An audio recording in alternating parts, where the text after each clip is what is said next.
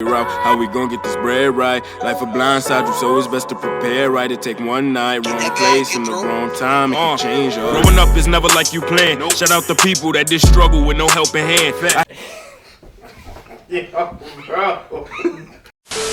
Hey guys, welcome to a special episode of Andrew's Finance. So today we actually have a special guest. Introduce yourself. How you guys doing? My name is Elijah Bountiful. So I have Elijah here, and we're gonna discuss credit. He's probably the only person I know that can actually match me card for card. So I figured if we're gonna talk about this, I'd rather get somebody here who I actually know, and they can actually go with me through pretty much every single card he has, why he has it, and just have a general discussion that I hope you guys all enjoy. So let's get into it. All right. So first things first. E. Yep. How many cards you got? So I personally individually have 7, but I have a total of 9 credit accounts. And the other 2 are? They're authorized user accounts of my mom and dad. Okay, so your parents were fortunate enough to have you as authorized user on their accounts. And how did that benefit you? It benefited me because, one, it gave me more credit, so it decreased my utilization, gave me more accounts, so I just looked more notable to lenders. And, I mean, frankly, I got to use their card because my name's on it. Okay, so if we go over credit, right? You have a pretty long credit history because you've been doing credit for how many years? It's what, 5-6 years now? And of course, the more years you have on your credit history, the better. Correct. When did you start though? So I started literally 18. So I don't know what made me do it at the age of 18, but I looked at my credit score and it was terrible. Like I just had loans and nothing else, and it was in the 500s. Student loans, I assume. Yep. Okay. So I was looking at that. I was like, why is my credit so bad? Credit card helped because it was red, but I was like, I know this is a low score. So I looked. I was like, I have no accounts. I have no usage. I have nothing. All I have is loans. So I was like, let me look into getting my credit better. All right. So your first step was what? First step is researching how I get my credit better. So I just Googled and I saw this thing called a secured credit card, right? They were like, hey, for people who have terrible credit and probably won't get approved for cards, here's a card where you can make a deposit and use your own funds. Mm-hmm. I was like, okay, that makes sense. It's literally no risk for them because you're giving them The money. And at the end of the day, if you don't pay it back, you just never get your deposit back. So it makes sense how you would give that to somebody with no credit history whatsoever. So I tried it and it worked. I found a little life hack though. Most secured credit cards give you what you deposit as a credit limit. Mm-hmm. With the Capital One Platinum card that I got, they actually gave me more than what I deposited as a limit. So I was just like, okay, that's cool. I'm 18-year-old, you just gave me credit. I can kind of go crazy. Because they want to make sure that you could use it responsibly. So the more responsible that you are to your usage, essentially the higher your credit score can and will be. So I'm pretty sure, like, while we may have started out differently, like you started with student loans. Granted, I don't think I had the, I guess, unfortunate situation of that. I've been grateful to avoid them, but Come on, Joe. but in any event, we both ended up starting with the same card, the Capital One Platinum. Now, Exactly. regular, whether it's you going secured or not, that being your first card, what kind of incentive did it give you? Like, what was like your first initial reaction when you got your first card? I was just like, cool, credit. Like it was a cool idea. Like I can spend money I don't have, which is very dangerous. Don't have that mentality. But I can't. Like, for my first credit card as an 18-year-old, I'm like, oh, I can spend. They gave me a $200 limit, so I was like, I can spend $200 that I don't have, and then when I get my paycheck, I can just pay the $200 back. This is like money, express shipping. You know what I'm saying? So, like, I was just excited, but I was still kind of smart with it. I was like, I'm only using it for food and things I could pay off when I get a paycheck. So, I feel like whenever we get our credit cards, that's the first thing we always say. Like, I'm gonna only use this for emergency use. I'm gonna only use this for what it's used for. But I feel like at a certain point in time, we all end up using cards for things that we just didn't plan for. Let's say, so we knocked the first card out the way. Mhm. Now, your credit generally got better after you using the first Capital One card. yes. You jumped up by, if you remember, how many points? So with the first credit card and being an authorized user, I was able to go from 550 to 680 before I applied for my next card. So at 650, you're exposed to like a higher tier of credit. So you had range to choose as to like what card you wanted to get. Granted, there was always the I would say the ambiguity that you wouldn't get approved, but you still had the better credit than you would have when you were at 650 rather than 5. Yeah. So your next card was what? My next card was actually the Best Buy card. Anybody knows me, they know I worked at Best Buy for about 5 years. They had me apply twice and get denied twice within the same month. That was kind of evil, I'm not going to lie. It was pretty evil for that one. But after my score got better, I finally decided, let me give it one more shot. I've been using my parents as an authorized user, and I got approved. Approved for $2,500 too. I was surprised. It was not as good as my dad's, but better than my mom's credit limit, and I kind of got excited. But yeah. So it gave you a new sense of benefits because I know you were able to do either financing or get cash back, or at least rewards, I should say.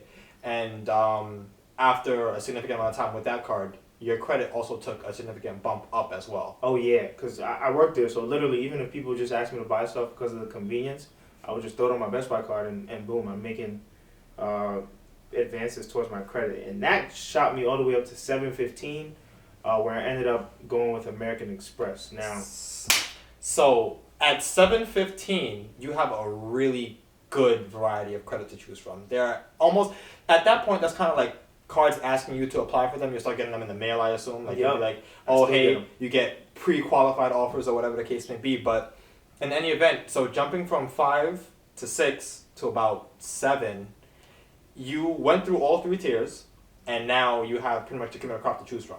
Yeah, so I had first got this everyday card, which self-explanatory, pretty much use it every day. But the one that I actually really like, because I move around a lot, is my Delta Gold Sky Miles card. That card is amazing. Before we get into the Delta, is there an annual fee? Yeah, so I said it's amazing, but there is an annual fee. Usually, especially if you're starting off, you want to stick away from annual fees, because why pay extra money that you don't have to if credit is essentially free? But, and this is a big but, the benefits you get from a card with an annual fee make a lot more sense, especially if they go over what you're paying. So I remember when I was looking at cards to get, and of course anybody who knows me knows that I have like every single streaming service that you could possibly think of. So my big thing was getting a card that rewarded me for that. Now, again, I went the Amex route.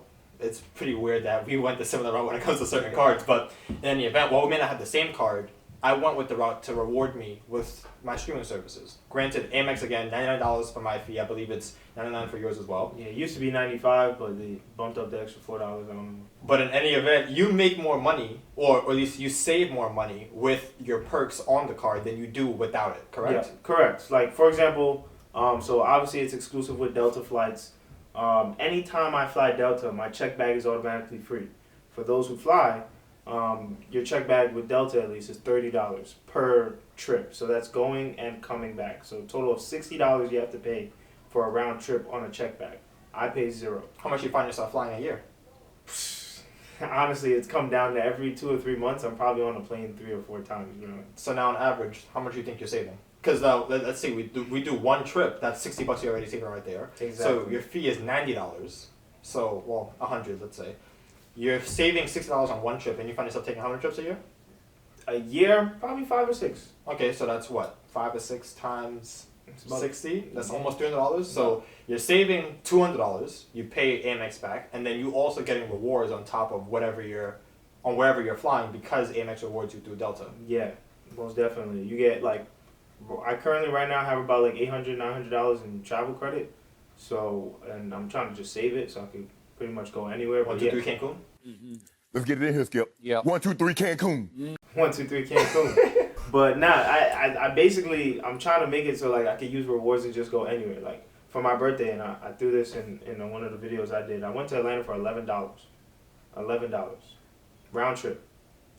Just because I had this card. And I didn't pay for my check bag, obviously. So you got to keep in mind, granted, cards that have annual fees, while they may look scary initially, think about how you're going to be using them so they can reward you as best as possible. Yeah, I can't really say that there's anything else that you can pretty much say about annual fee cards, because people look at them and they say, I'm not going to get it because what does it make sense to me to pay for a card?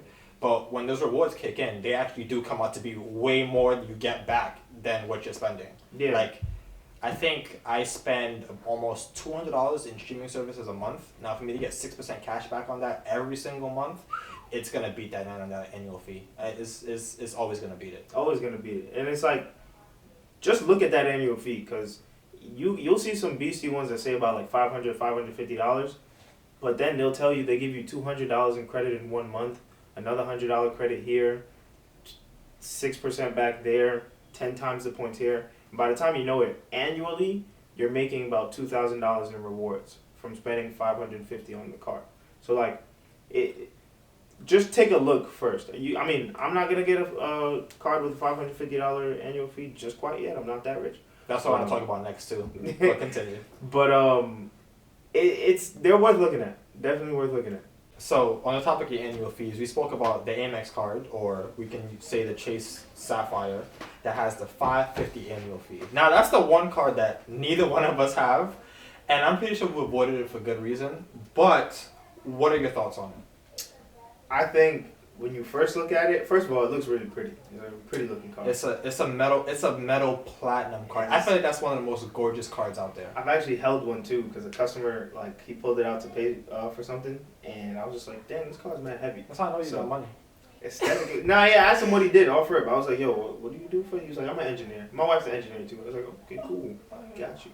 But I think card wise, it has amazing benefits. Like, the benefits are crazy. Like, I've read through the list multiple times, and I'm just like, you really get all of this. So off rip, we know you automatically get $200 a year in Uber credits. Uber credit. You get what? $200 in airline. Is it 100 or 200 in airline credit? Mm-hmm. So you basically through Amex Travel. So that's $400 already off rip. Yeah, and then you get premier status at Marriott and another hotel group. Yeah, so they're automatically upgrading your room always. Yeah, you're at the highest level of those memberships, and you become along with the $200 credit, you become like a diamond member on Google. Yeah, and then you also get premium access when you go to like an airport. Like you get like certain like it's not resorts, but it's like lounges that you get access to. The Centurion Lounge. Yeah. So like you free drinks, free food while you're waiting on your flight. So you can go to the airport early just because you're trying to get some drinks. And then you also get somebody who's always ready to speak with you too. Like if you ever gotta book anything crazy, like you always have somebody who you can call. They'll pick up the phone. If you gotta buy like a certain ring or whatever, you can. I've heard you can even arrange helicopter flights with that card alone, just speaking to somebody. It's a charge card. So for people who aren't really too privy on charge cards, how they differ from credit cards is that there is no fixed limit. So for example, just like no fixed limit, none at all. You can go and use that card anywhere for any amount of money, and they will never deny you. Never. So for example, small card like this, $500 limit, right? I can only spend $500 on this. If I'm lucky, they'll give me about 10 to 20% more as far as a limit just to cover any balances. Like he said, no limit. You can buy a house with that card. Now, couple things that you got to think about with the no limit. Of course, they're going to look at your spending habits, and you have to buy within reason. And to avoid any fees, interest, late payments. Which we don't like to pay, because Lord knows you have to avoid interest as long as possible. Never. You have to pay that entire balance that you've purchased in full by the end of the statement. That is the main difference between a charge card and a credit card. Credit cards, you can leave a balance and all you're going to get is interest on that purchase. They will actually hit you with fees because you didn't pay off the entire balance. Or if you're lucky to have credit cards as you recently opened, you have no intro. That's not available on charge cards at all. No. Whenever you use it, they want their money back. At the end of the month, pay them. Yeah. So, do you ever see yourself getting one?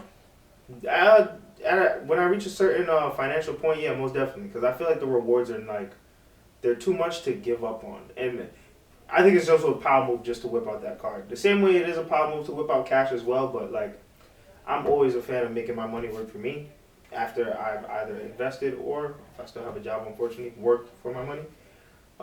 So if I can give you $10,000 cash, yeah, that's a flex. But if I can just charge it on a card, paid off, and now I have an extra just $2-3 grand sitting there because I spent my own money, why not? So a year or two, who do you think gets the first meal? You? You know, I mean, you're the guy with the money, man. I think you're the one to get it. You know, I got some stuff I gotta say. I don't know. I'm shooting my money on Gavin.